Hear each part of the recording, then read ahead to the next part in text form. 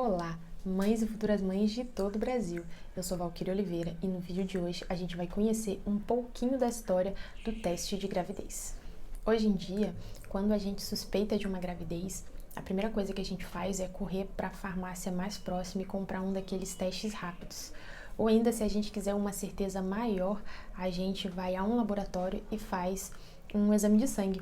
As coisas hoje em dia são tão práticas que esse teste de farmácia fica pronto em menos de 5 minutos. E se a gente for ver o tempo do teste de laboratório, que é o exame de sangue, na maioria dos laboratórios ele fica pronto em menos de 24 horas. Mas vocês já pararam para pensar como as nossas mães e as nossas avós faziam quando elas suspeitavam de uma gravidez? O HCG, gonadotrofina coriônica humana, é conhecido como o hormônio da gestação. Sua descoberta e seu uso foi um marco na medicina, mas a verdadeira revolução aconteceu na forma e no tempo da gente descobrir a gravidez. Você sabia que o teste mais antigo de gravidez data de 1350 a.C., no Antigo Egito? Quando havia uma suspeita de gravidez, a urina da mulher era colocada sob sacos de cevada e de trigo. Se as sementes germinassem, era um indicativo de que havia uma gestação em andamento. Pesquisadores no século XX, mais especificamente em 1963, reproduziram essa metodologia por meio de um experimento para saber se isso tinha algum tipo de embasamento científico ou se era só um mito do Antigo Egito. E o que eles encontraram foi que em 70% dos casos, de fato, havia uma confirmação de gravidez. E eles foram buscar o motivo e a causa provável era que a grande quantidade de hormônios esteroides, como o estrogênio, faziam com que as sementes germinassem. Ao contrário do HCG, que é o que a gente mede hoje, o estrogênio de fato possui um fator de crescimento que pode estimular a germinação de alguns tipos de sementes. E nesse estudo, como os pesquisadores fizeram para chegar nesses 70% de eficácia? Bom, eles dividiram as pessoas estudadas em 3 grupos. Então, nós tínhamos o primeiro grupo com mulheres comprovadamente grávidas, nós tínhamos um segundo grupo com mulheres não grávidas e nós tínhamos um terceiro grupo de homens. No caso, a urina desses 3 grupos foram utilizadas. Tanto a urina do segundo grupo quanto do terceiro, ou seja, de mulheres não grávidas e de homens, não levou à germinação de sementes de trigo ou de cevada. Já a urina do primeiro grupo, que era a urina de mulheres comprovadamente grávidas, levou à germinação das sementes em 70% das vezes. O que isso significa? Isso significa que esse teste que as pessoas no Antigo Egito há 1350 anos antes de Cristo faziam, tem 70% de eficácia. A cada 10 mulheres grávidas, esse teste consegue identificar 7. Nada mal para a tecnologia e para o conhecimento que eles tinham na época, né? Posteriormente, tivemos outras formas de tentativa de identificar a gestação. Uma delas era chamada de uroscopia, que era a análise visual da urina. Então, você olhava a urina da mulher e a olho nu e você, dependendo das características que você visse ali, você dizia se a mulher estava ou não grávida. Esse tipo de teste não encontrou nenhum embasamento científico, nenhum fundo de verdade. Mas essa uroscopia, ela não era usada só para tentar identificar a gestação, ela era utilizada para outras causas, para outras investigações na medicina, que não é o escopo aqui, né? Mas em termos de gestação, não foi um bom teste. Uma outra forma que os antigos usavam era misturar a urina no vinho. E aí, dependendo do resultado dessa mistura, do que resultasse ali, das características que ficasse aquele líquido, eles diziam se a mulher estava ou não grávida. Estudos posteriores comprovaram que, de fato, talvez fosse possível, tivesse um fundo de verdade, embora muito pouco preciso, porque a urina tem algumas proteínas que reagem com álcool. Então, não era um teste confiável, mas tinha de fato uma reação ali acontecendo. Agora, se a gente dá um salto de continente e de tempo e vai para 400 anos antes de Cristo, a gente tem na Grécia Hipócrates, que acreditava que o útero se deslocava e causava certos sintomas quando a mulher estava grávida. Então, agora a gente começa a se aproximar do que a gente tem hoje. E desde esse período até tempos recentes, o máximo que a gente chegava para identificar a gestação era observar os sintomas. Então, era ausência de menstruação, enjoo, mal-estar, náusea e, depois de alguns meses, o crescimento da barriga. Bem, eu falei agora há pouco que o HCG é um hormônio, mas a medicina só descobriu que o hormônio eram mensageiros químicos do nosso corpo em 1890. Então, antes desse período, a gente desconhecia a existência de hormônios.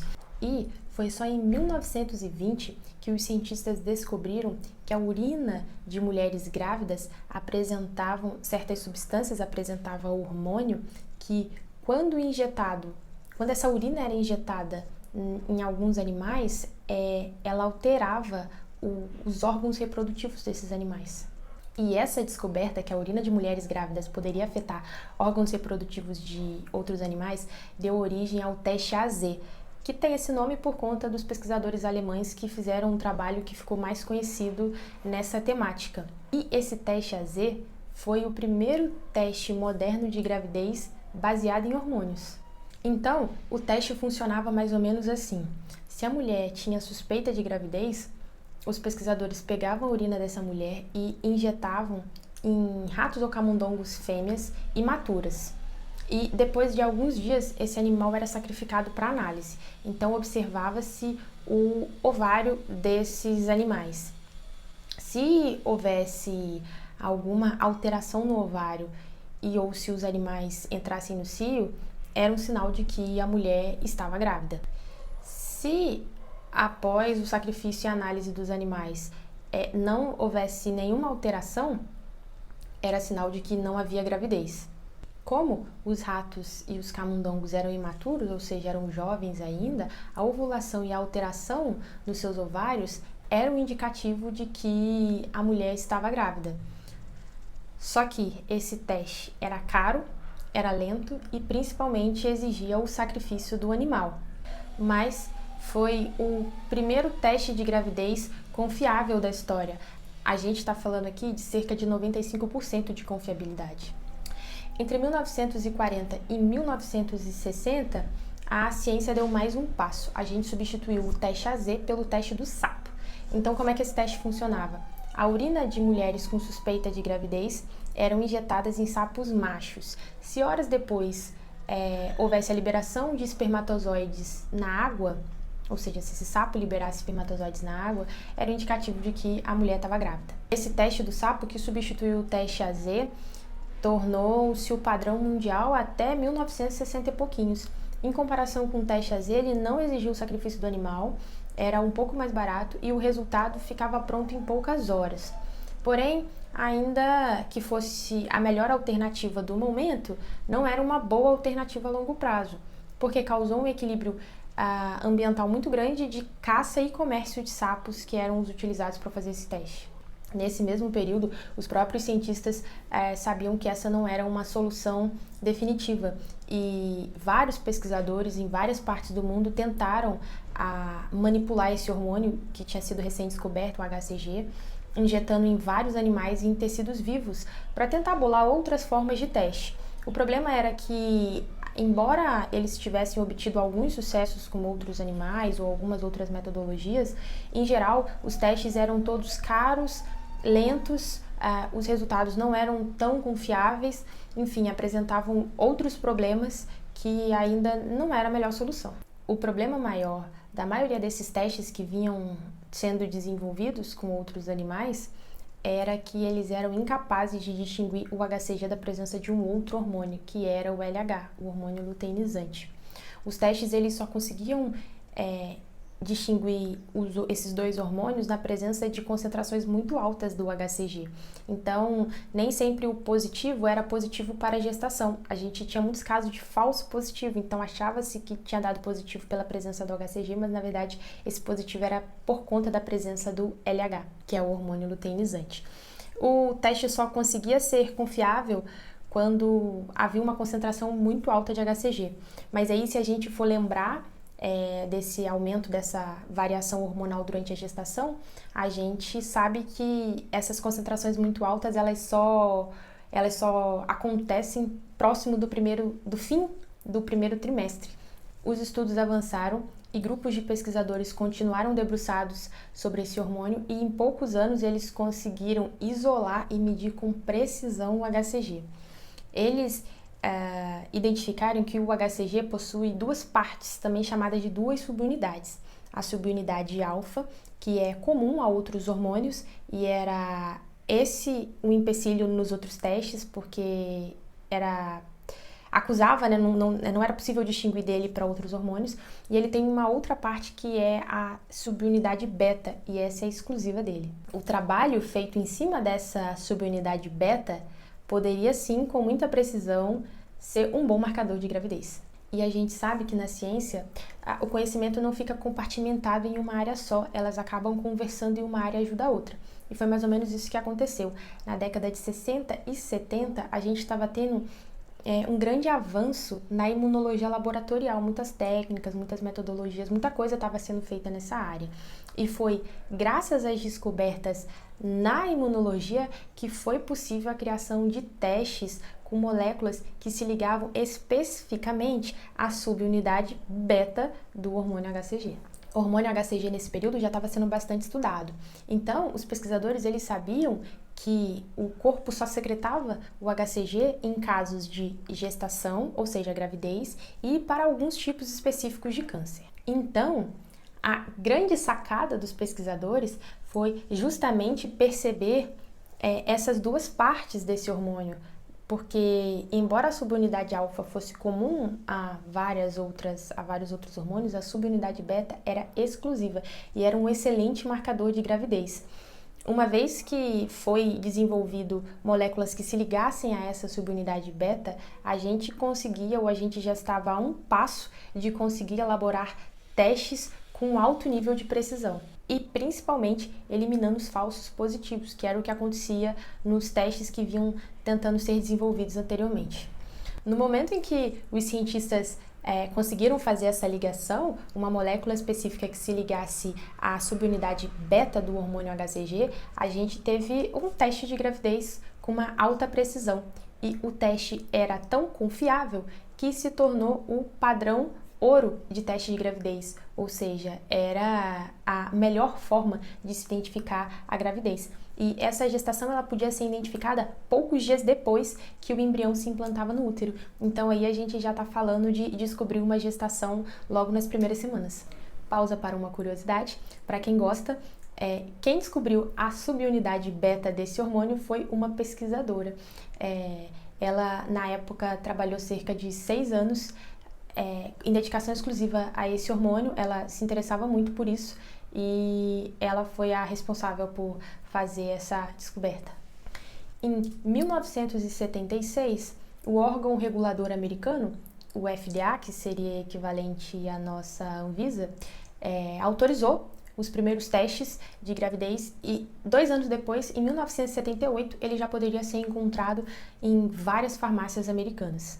O teste era um pouco mais complexo do que os testes que a gente tem hoje em dia, mas foi de um avanço sem igual. A gente está falando do começo da década de 80, onde a mulher antes não tinha formas baratas, rápidas e privadas de descobrir a gravidez. Agora a gente está falando de uma possibilidade de um acesso de forma barata à mulher descobrir a gestação no conforto do seu lar, com privacidade, em poucos dias. A gente aqui no Brasil acaba seguindo muitas tendências americanas, mas a gente não segue as tendências em tempo real, né? Lá a coisa começou a acontecer no começo dos anos 80, mas no Brasil esses testes se popularizaram nos anos 90. E o teste que a gente encontra hoje nas farmácias, eles se popularizaram e caíram nas graças do povo, por assim dizer, por volta dos anos 2000, 2010. Então, é bastante recente. Agora eu vou fazer um parêntese aqui para fazer um link. Foi por volta de 1980, com a descoberta do hormônio e dos primeiros testes de gravidez, que a mulher tendo conhecimento logo no início da gestação possibilitava a que ela iniciasse o que a gente tem hoje como os cuidados pré-natais. Então foi mais ou menos nesse período que começaram as campanhas educacionais falando sobre a importância do ácido fólico na gestação e sobre os perigos do tabaco e do álcool para o embrião em desenvolvimento no começo da gestação, né? E se você quiser saber um pouquinho mais sobre a importância do ácido fólico, dá uma olhada que aqui no canal tem vídeo sobre isso, tem a história e tem muitas outras informações bacanas sobre isso que eu aposto que você ainda não sabe. E agora, depois dessa baita história, eu vou deixar para vocês uma curiosidade bônus. Por que que esse hormônio tem um nome tão diferente? Basicamente, porque ele faz referência à sua origem e função. Gonadotrofina, porque ele tem a função de estimular as gônadas. No caso aqui, a gente está falando dos ovários. Coriônica, porque ele é produzido pelas células do córeo. Córeo é a parte externa do embrião que vai se tornar futuramente a placenta. E humana, porque é específico da nossa espécie. Gostou da história de hoje? Me conta aqui embaixo nos comentários se ficou alguma dúvida ou se você tem alguma informação para acrescentar, porque a gente pode continuar esse bate-papo por lá. E a gente se vê no próximo vídeo, porque a curiosidade não tem fim. Até lá!